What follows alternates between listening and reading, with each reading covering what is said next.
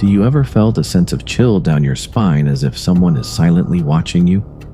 It's like that unmistakable feeling of eyes on your back. And when you turn around to see, there's no one. Nothing.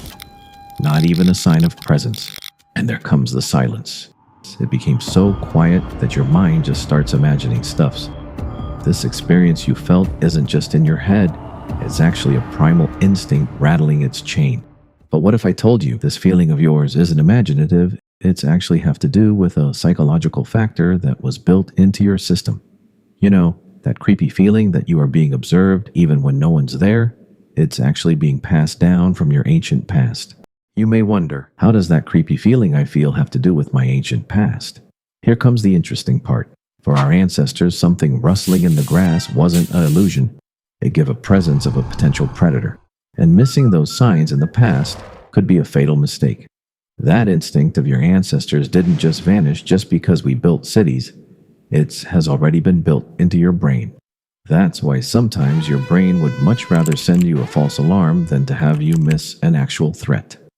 The state of high alert that you are experiencing is a component called hypervigilance, where your mind is constantly scanning for potential dangers around you. But if you've been through a stressful experience or even just watched a scary movie, this brain's threat detection system can get a little more overactive. And when it happens, it doesn't just wait for danger, it actively looks for it, turning ordinary silence into hostile presence. That's why a quiet house at night could feel eerie to you, even when there's no movement and no sounds. Your body just decides for you that something is wrong. So how does this primal instinct you inherited conjure an unseen watcher out of thin air? It's actually have to do with something rooted in a highly specialized part of your brain, and that is the gaze detection system.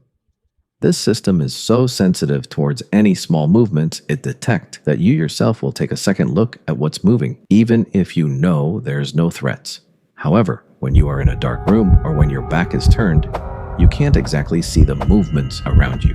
That's when your brain starts filling in the blanks by itself, because it is biased towards survival. And normally when it happens, your brain would often signal to you that you are being watched, because it would rather have you turn your head and look than to miss a potential danger. This, in turn, gets a major boost mentally called confirmation bias. Just think about it. How many times have you had this experience throughout your life where you felt watched and turned to see there's nothing? Many times, right? But you will never forget that one time you turned and there's actually someone there. This led to your brain logging it down as a successful warning to you, reinforcing that it is a reliable signal after all. But this feeling isn't always about a predator in the bushes. Sometimes the watcher could also be made up by your own mind instead. This is called the spotlight effect, which is the belief that other people are paying way more attention to us than they actually are. Like when you trip in public, it feels like every single eye is on you. But sometimes we wildly overestimate how many people even notice. This is driven by a natural egocentrism that we have of ourselves. We just assume we're the center of everyone else's. The reality, most people are too busy being the main character in their own movie to pay much attention to yours. But for those who deal with social anxiety especially, this feeling of being watched can be a constant, draining performance for an invisible audience.